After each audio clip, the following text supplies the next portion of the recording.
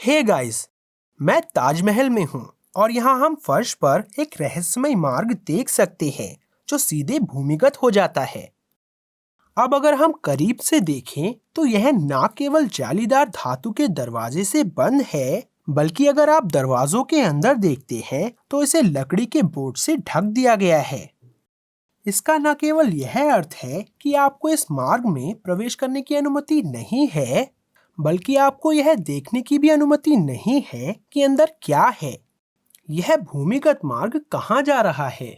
यह ताजमहल की मुख्य संरचना के ठीक बाहर स्थित है, लेकिन अगर हम ताजमहल के अंदर चलते हैं तो आप एक और विशाल मार्ग देख सकते हैं जो भूमिगत हो जाता है। यह भी बंद है, लेकिन एक संकेत है जो कहता है कि यहाँ मत रुको और इस बंद मार्ग की तस्वीरें मत लो। एक सीलबंद मार्ग की फोटो क्यों नहीं खींची जानी चाहिए? क्या ताजमहल के नीचे सच में एक गुप्त तहखाना है? अधिकारी अनिच्छा से स्वीकार करते हैं कि ताजमहल में एक भूमिगत क्षेत्र है और वे कहते हैं कि एक कक्ष है जिसमें राजा शाहजहां और उनकी पत्नी मुमताज की कब्रें हैं। लेकिन जमीनी स्तर पर हम दो और कब्रें भी देख सकते हैं जो उन राजा और रानी की ही कब्रें हैं। किसी मृत व्यक्ति को दो कब्रों की आवश्यकता क्यों होगी, एक जमीनी स्तर पर और दूसरी भूमिगत? उनका कहना है कि भूमिगत कक्ष और मकबरे भी बाकी ताजमहल की तरह ही सफेद संगमरमर से बने हैं, जो कि पूरी तरह से सफेद संगमरमर से बना है। लेकिन क्या ताजमहल पूरी तरह से सफेद संगमरमर से बना है? सच्चाई को समझने के लिए आइए उस तरफ चलते हैं जहां आगंतुक कभी नहीं जाते। हमें पास की नदी की तरफ जाना है और फिर देखना है कि क्या हो रहा है। आप देख सकते हैं कि इसका एक विशाल आधार है जो सफेद संगमरमर से नहीं बल्कि लाल बलुआ पत्थर से बना है। वास्तव में ताजमहल के चारों ओर की सभी संरचनाएं लाल बलुआ पत्थर से बनी हैं। यह तथ्य नदी के किनारे से सबसे सही प्रकार से दिखाई देता है। भूमिगत मार्ग याद है जिसे बंद कर दिया गया था? यह भी नदी के किनारे स्थित है। मार्ग स्पष्ट रूप से लाल बलुआ पत्थर से बना है, लेकिन फर्श पर सामग्री को देखिए, यह भी लाल बलुआ पत्थर है। नदी के किनारे देखें, यहाँ कुछ बहुत ही रोचक छिपा है। क्या आपने तहखाने पर इस अजीब आयत को देखा? यह प्रवेश द्वारों में से एक है जो सीधे ताजमहल के भूमिगत क्षेत्र में जाता है। हम इसके बारे में कैसे जानते हैं? क्योंकि मार्विन मिल्स नाम के एक अमेरिकन वास्तुकार ने 1974 में इसकी स्पष्ट तस्वीरें ली और इसमें लकड़ी के दरवाजे थे, लेकिन ताला लगा हुआ था, इसलिए वह नहीं देख सकते थे कि अंदर क्या है। उसने दरवाजे से लकड़ी का एक छोटा सा टुकड़ा लिया और उसे रेडियो कार्बन डेटिंग के लिए भेजा, और परिणाम से पता चला कि लकड़ी ताजमहल से कम 250 साल पहले की है।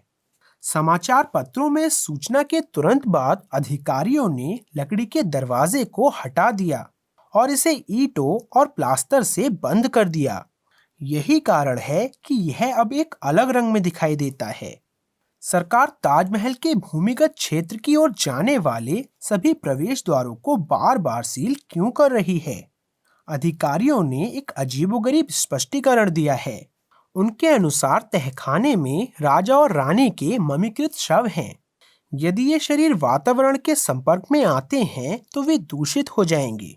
उनका कहना है कि इसी वजह से बेसमेंट के सभी प्रवेश द्वारों को पूरी तरह से सील कर दिया गया है, ताकि बेसमेंट को एयरटाइट रखा जा सके। यह वास्तव में अजीब है क्योंकि ताजमहल का फर्श वेंटिलेशन शाफ्ट से भरा है जो सीधे भूमिगत हो जाती हैं। यदि आप भीतर देखें तो वे इतने गहरे हैं कि बस अंधेरा होता जाता है। यदि अधिकारी वास्तव में ममियों को हवा के संपर्क में आने से रोक रहे हैं, जो पहले से ही संगमरमर के मकबरों के अंदर बंद हैं, तो उन्होंने इन झरोकों को खुला क्यों छोड़ दिया है? उन्हें केवल बड़े छेदों को ही बंद क्यों करना पड़ता है जिसके माध्यम से मनुष्य प्रवेश कर सकते हैं? यह समझना आसान है कि अधिकारियों को हवा के अंदर जाने की परवाह नहीं है, लेकिन यह नहीं चाहते कि मनुष्य भूमिगत क्षेत्र में प्रवेश करें। यदि ताजमहल के तहखाने में केवल राजा और रानी की कब्रें हैं, तो हम एक ही कक्ष तक पहुंचने के लिए कई मार्ग क्यों देखते हैं?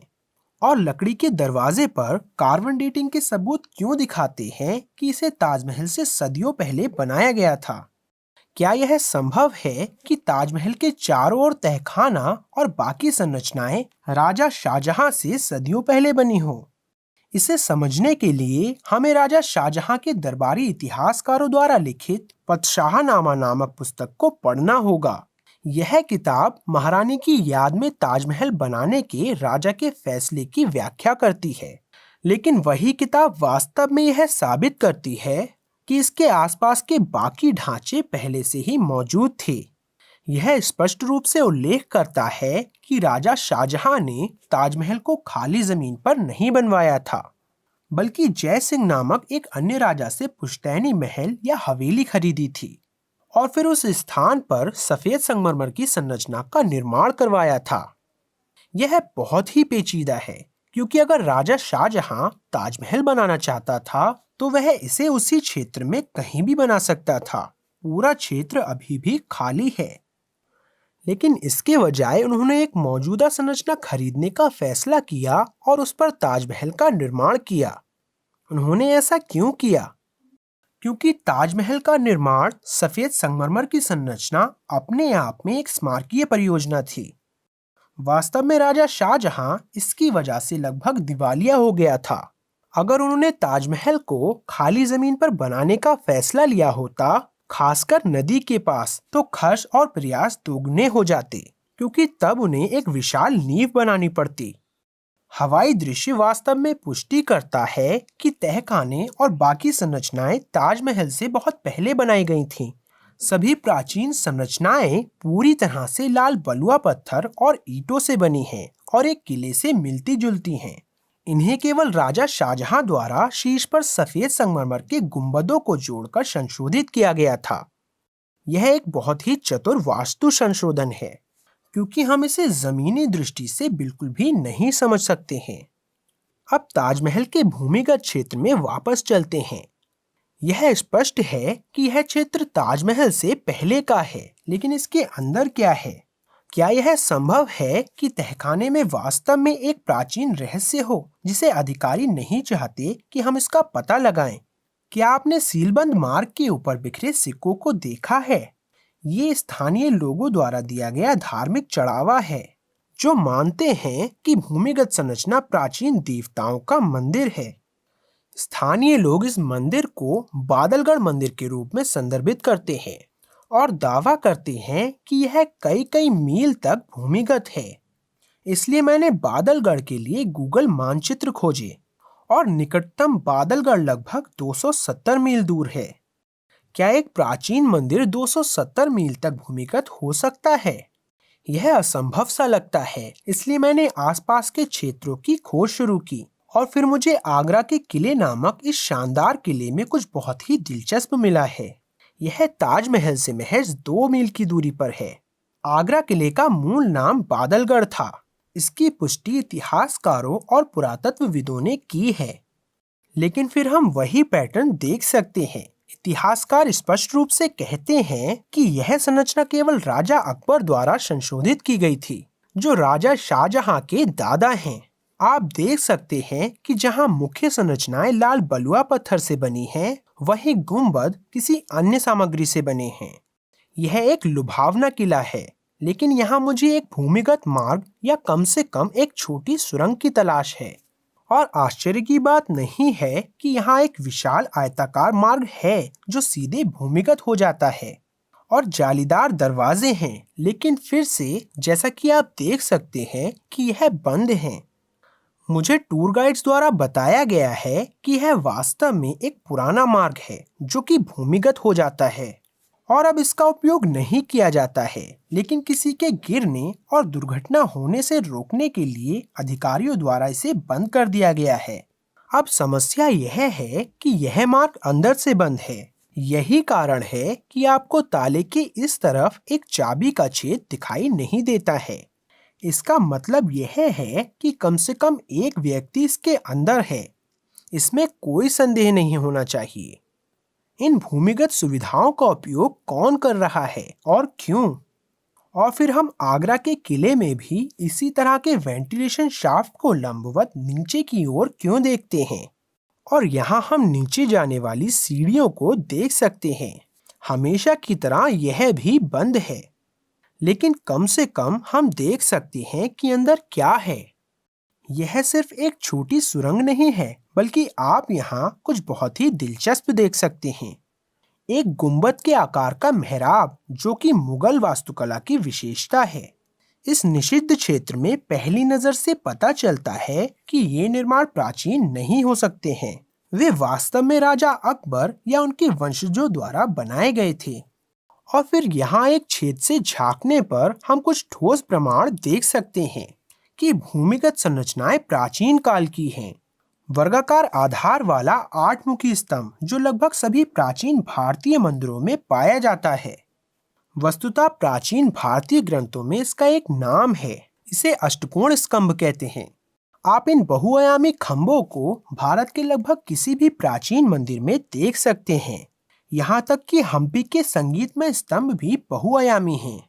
ध्यान दें कि स्तंभ भी लाल बलुआ पत्थर से बना है, वही सामग्री जिसका उपयोग ताजमहल के तहखाने को बनाने में किया गया था। और ये सदियों बाद बनी नई ईंट की दीवारें हैं, जो प्राचीन भूमिगत संरचना को संशोधित करती हैं।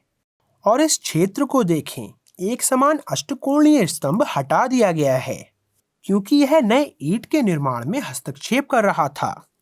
यह स्पष्ट है कि राजा अकबर या शाहजहां ने इन नई दीवारों का निर्माण किया था। यही वजह है कि वे नई दिखती हैं, लेकिन स्तंभ बहुत पुराना दिखता है। इससे साबित होता है कि एक प्राचीन भूमिगत संरचना है जो हमसे छिपी हुई है, जिसके ऊपर यह किला और ताजमहल दोनों बने हैं। याद रखें, मैंने कहा था कि ताजमहल और आगरा किले के बीच की दूरी लगभग 2 मील है। आगरा के किले से ताजमहल ऐसा दिखता है। इसका मतलब है कि उनके बीच में एक विशाल भूमिगत शहर फैला है, जो एलोरा गुफाओं के भूमिगत शहर की तरह है। तो आप क्या सोचते हैं, ताजमहल के अंदर सीलबंद तहखाना क्यों है? भूमिगत होने वाले इस प्रवेश मार्ग के पीछे क्या है? स्थानीय लोग इस मार्ग की पूजा क्यों करते हैं? लकड़ी के दरवाजे के रेडियो कार्बन डेटिंग से क्या तथ्य प्राप्त होता है? अधिकारियों ने तुरंत इसे ईंटों से क्यों ढक दिया? हम इन वेंटिलेशन शाफ्ट की व्याख्या कैसे कर सकते हैं? ताजमहल से मीलों दूर आगरा के किले में यह दरवाजा अंदर से क्यों बंद है? अंदर पाए गए प्राचीन स्तंभ के बारे में हम क्या कह सकते हैं?